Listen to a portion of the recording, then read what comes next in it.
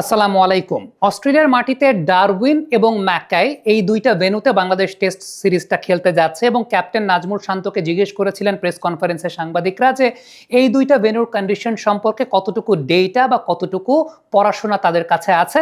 শান্ত অকপটেই স্বীকার করেছেন যেহেতু দুটা ভেন্যুই অপেক্ষাকৃত নতুন, এই দুইটা ভেন্যু সম্পর্কে খুব বেশি ডেটা তাদের কাছে নাই। তবে এই দুইটা ভেন্যুর মধ্যে ডারউইনের ব্যাপারে অ্যানালিসিস করাটা অপেক্ষাকৃত সহজ, সেই ব্যাপারটা নিয়ে একটু আলোচনা করতে চাই।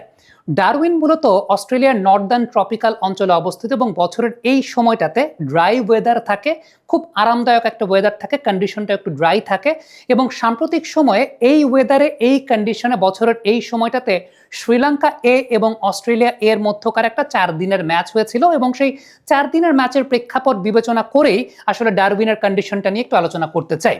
আপনি যদি স্কোর কার্ডটা একটু লক্ষ্য করে দেখেন তাহলে দেখবেন যে শ্রীলঙ্কা এ প্রথম ইনিংসে 272 রানে অল আউট হয়েছিল। অস্ট্রেলিয়া একটা ইনিংসে ব্যাটিং করেছে, তারা 486 করেছে এবং পরবর্তীতে শ্রীলঙ্কা এ টিম তাদের দ্বিতীয় ইনিংসে 283 উইকেট, অর্থাৎ যথেষ্ট ভালো ব্যাটিং কন্ডিশন শেষ পর্যন্ত বজায় ছিল। তবে একটা খুব উল্লেখযোগ্য বিষয় আপনি খেয়াল করবেন, সেটা হচ্ছে অস্ট্রেলিয়ার ইনিংসে শ্রীলঙ্কার স্পিনাররা ম্যাক্সিমাম নাম্বার অফ উইকেটস তারা আদায় করেছেন। শ্রীলঙ্কান একজন লেফট আর্ম অর্থোডক্স স্পিনার আছেন, যিনি হচ্ছেন সোনাল দিনুশা, তিনি 97 রানে 4টা উইকেট পেয়েছিলেন। অন্যদিকে আরও একজন স্পিনার নিশান পেরিস, তিনি 137 রানে 2টা উইকেট পেয়েছিলেন। যেখানে একটা বিষয় কিন্তু স্পষ্ট, সেটা হচ্ছে প্রথম দিনের পর দ্বিতীয় বা তৃতীয় দিনে গিয়ে স্পিনাররাও কিন্তু এই টাইপের কন্ডিশনে ডমিনেট করতে পারেন বা স্পিনারদের ডমিনেশনের জায়গা আছে। আমি যদি আপনাদেরকে একটা বিষয় একটু পার্থক্য করে দেখাই তাহলে আপনি খুব ভালো মতো বুঝতে পারবেন। প্রথম দিনের একটু ভিডিও ফুটেজ দেখাই পেস বোলারদের ক্ষেত্রে, যদি আপনি একটু খেয়াল করে দেখেন এখানে না মানে অস্ট্রেলিয়ান অন্যান্য কন্ডিশনের মতো খুব হাই বাউন্সি কন্ডিশন হয় না বছরের এই সময়টাতে, এখানে বেশ ইভেন বাউন্সের উইকেটটাই হয়। তবে যেহেতু অস্ট্রেলিয়ার মেইন পেস বোলিং লাইন আপে প্যাট কামিন্স, হেজেলউড, বোল্যান্ড কিংবা মিচেল স্টার্কের মতো পেস বোলার রয়েছেন, so quality actually matters. Definitely এটা আমরা ধরতে পারি যে ইনিশিয়ালি নতুন বলে তারা বাউন্স বা ক্যারি বা মুভমেন্ট বেশ ভালো তারা আদায় করতে পারবেন। যদিও আমার কাছে ব্যক্তিগতভাবে মনে হয়েছে যে আসলে খুব যে হাই বাউন্সি, খুব যে একদম মাথা ফাটিয়ে দেবে এরকম বাউন্স, এই টাইপের বাউন্স এখানে প্রডিউস হয় না। তবে অস্ট্রেলিয়ান পেস বোলারদের বোলিং কোয়ালিটি অনুযায়ী তারা বেশ ভালো ক্যারি আদায় করতে পারবেন, সেটা ধরে নেওয়া যায়। এবার চতুর্থ দিনের একটা ভিডিও ফুটেজ যদি আপনাদেরকে আমি একটু লক্ষ্য করে দেখাই তাহলে খেয়াল করে দেখবেন চতুর্থ দিনেও এইখানে আসলে কন্ডিশন খুব বেশি পরিবর্তন হয় না।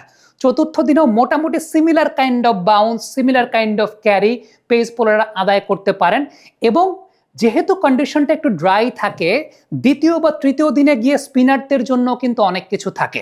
স্পিনাররা যদি কনসিস্টেন্ট থাকতে পারেন তাদের লাইন এবং লেন্থের ব্যাপারে, এই ভেন্যুতে স্পিনারদের সাকসেস রেটটা কিন্তু অস্ট্রেলিয়ার অন্য যে কোনো ভেন্যুর চাইতেও অনেক বেশি মাত্রায় আমরা দেখতে পেয়েছি। বিশেষ করে এই ম্যাচটাকে যদি আপনি একটু পর্যালোচনা করেন তাহলে দেখবেন Sri Lankan left arm orthodox spinner, যার কথাটা আমি একটু আগে বলছিলাম যে সোনাল দিনুশা, 97 রানে 4টা উইকেট পেয়েছেন। খুব বেশি টার্ন যে এখানে পাওয়া যায় বিষয়টা সেরকম না, এইখানে অনেক বেশি মাত্রায় ডিফেন্সিভ অ্যাটাকিং, অনেকটা মিক্সড কাইন্ড অফ লাইন বা লেন্থ মেনটেন করে, অনেক সময় অ্যাটাকিং লাইন বা লেন্থে মেনটেন করে বোলিং করে উইকেট পেয়েছেন, অনেক সময় একটু ধৈর্য ধরে ডিফেন্সিভ লাইন লেন্থ মেনটেন করে উইকেট পেয়েছেন। সো একটা একটা মিক্সচার কাইন্ড অফ সিনারিও প্রয়োজন হয়। কিন্তু যেহেতু আবারও বলছি কন্ডিশনটা যেহেতু ড্রাই থাকে, সো স্পিনারদের এই জায়গাটায় ডমিনেট করার জায়গা আছে, স্পিনাররা এই জায়গাটা ডমিনেট করতে পারেন। স্পিনাররা এই জায়গাটা ডমিনেট করতে পারেন সেই ব্যাপারটা আমি আরও বেটার ওয়েতে যদি বোঝাতে আপনাদেরকে চাই তাহলে লাস্ট অস্ট্রেলিয়া এবং সাউথ আফ্রিকার মধ্যকার যে টি-20 সিরিজ হয়েছিল ওই ডারউইনের মাটিতে, সেটার প্রথম ম্যাচের স্কোর কার্ডটা যদি লক্ষ্য করে দেখেন যে অস্ট্রেলিয়া 178 করেছিল, সাউথ আফ্রিকা 161, 9 উইকেটে। এই পার্টিকুলার ম্যাচটাতে মুত্তুস্বামী 4 ওভারে 24 রান দিয়ে একটা উইকেট পেয়েছিলেন এবং ওই পার্টিকুলার ম্যাচটাতে যদি আমি একটু চিন্তা করে দেখি, লিন্ডে এবং মুত্তুস্বামী দুই স্পিনারকেই কিন্তু সাউথ আফ্রিকা খেলিয়েছিল। লিন্ডে, মুত্তুস্বামী দুজনকেই দেখা গেছে ইনিশিয়াল স্টেজ থেকে বেশ ভালো পরীক্ষা তারা নিয়েছেন। হ্যাঁ, পেস বোলাররা সেই জায়গাটা ছিলেন, করবিন বস ছিলেন কিংবা মাপাখা ছিলেন। Which is the world class cable brand? Walton Cables, নিরাপদ আগামী সংযোগ। তাদের মধ্যেও স্পিনারদের আলাদা করে এক ধরনের প্রভাব বিস্তার করতে আমরা দেখতে পেয়েছি। ইভেন অ্যাডাম জ্যাম্পা এই ম্যাচটাতে 4 ওভার বল করে 33 রান দিয়ে 2টা উইকেট পেয়েছিলেন। টার্ন পাচ্ছিলেন স্পিনাররা, সেটাও দেখতে পেয়েছি এবং ইভেন বাউন্স, মানে এই জায়গাটা না এমন একটা ব্যাপার, সেটা হচ্ছে যে ওই মাথা ফাটিয়ে দেওয়ার মতো বাউন্স, আনইভেন বাউন্স যেটা অনেক বেশি ডিস্টার্ব করবে, এইরকম কোনো ব্যাপার নাই। আমি যদি আপনাদেরকে কয়েকটা শটের হাইট দেখাই আপনাদেরকে একটু সাইড অ্যাঙ্গেল ভিউ থেকে, এই জায়গাটায় রাবাদারাই বোলিং করছেন বা এই জায়গাটায় লুঙ্গিসানি এনগিডি টাইপের বোলাররাই, করবিন বস টাইপের বোলাররাই বোলিং করছেন, কিন্তু ব্যাক অফ দ্য লেন থেকে আপনি যদি খেয়াল করে দেখেন সাইড অ্যাঙ্গেল ভিউতে, ব্যাক অফ দ্য লেন থেকে কিন্তু আসলে বল খুব যে বেশি উঠছে, খুব যে বেশি বাউন্স করছে, বিষয়টা কিন্তু সেরকম না। ইভেন বাউন্স সেই জায়গাটা দেখা যাচ্ছে। ইভেন ডেওয়েল ব্রেভিস একটা ম্যাচে বেশ ভালো করেছিলেন, সেই ম্যাচটাও যদি আমি একটু আপনাদেরকে দেখাই যে জশ হেজলউড বোলিং করছেন, বাট হাইটটা সাইড অ্যাঙ্গেল ভিউ থেকে যদি আপনি খেয়াল করে দেখেন তাহলে খুব বেশি হাইট, মানে ব্যাক অফ দ্য লেন্থের বল এমন না যে শোল্ডার হাইট ক্রস করে যাচ্ছে বা শোল্ডার হাইটের উপর দিয়ে যাচ্ছে, এরকম না, খুব ইভেন বাউন্স, বল ব্যাটে আসার মতো বাউন্স সেই জায়গাটায় তারা আদায় করতে পেরেছেন। সো ডারউইনের ম্যাচ আমার কাছে ব্যক্তিগতভাবে মনে হয় যেহেতু নর্দার্ন ট্রপিক্যাল অঞ্চল এবং বছরের এই সময়টা ড্রাই ওয়েদার, এখানে প্রপার ব্যাটিং কন্ডিশনটা থাকবে, ব্যাটিং কন্ডিশনটা বেটার থাকবে, যেটা 2 নাম্বার বা 3 নাম্বার দিনে গিয়ে স্পিনারদের জন্য কিছু একটা থাকবে সেই জায়গাটা, কন্ডিশনটা যেহেতু ড্রাই।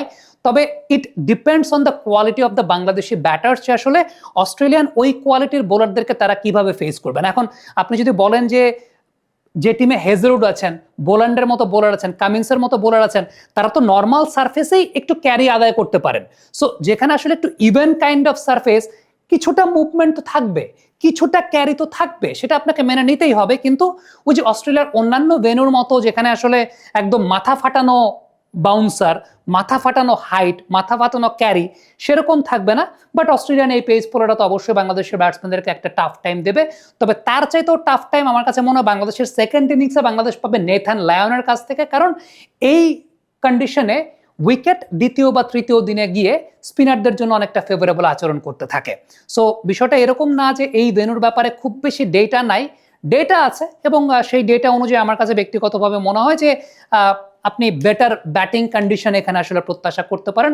এটা ডিপেন্ড করে অস্ট্রেলিয়ান বোলারদের বোলিং কোয়ালিটি, তারা আসলে কতটুকু বোলিং কোয়ালিটি দিয়ে বাংলাদেশকে আউটপ্লে করতেছে এবং বাংলাদেশের রিয়াকশনটা ইনটু দেয়ার ব্যাটিং। কারণ আমার কাছে ব্যক্তিগতভাবে মনে হয় যে ডারউইনে অলওয়েজ যা দেখেছি প্রপার বেশ ভালো ব্যাটিং কন্ডিশনই দেখতে পেয়েছি, ব্যাটিং কন্ডিশন বেশ ভালো, এবং সেই জায়গাটা ব্যাটসম্যান যদি চায়, আপনি ইন্টারন্যাশনাল ক্রিকেট খেলতে এসেছেন, আপনি কিছুটা বাউন্স, কিছুটা ক্যারি তো আপনাকে হজম করতে হবে আপনি যখন অস্ট্রেলিয়ার সঙ্গে খেলছেন। It depends on the technique of the Bangladeshi batters, তারা আসলে কতটুকু প্রপার টেকনিকে ব্যাটিং করতে পারেন। যদি সেটা করতে পারেন, আমার কাছে মনে হয় এই কন্ডিশনগুলোতে রান আছে, আপনি রান করতে পারবেন। কমেন্ট বক্সে আপনাদের মন্তব্য, মতামত জানতে চাই, লিখে পাঠাবেন।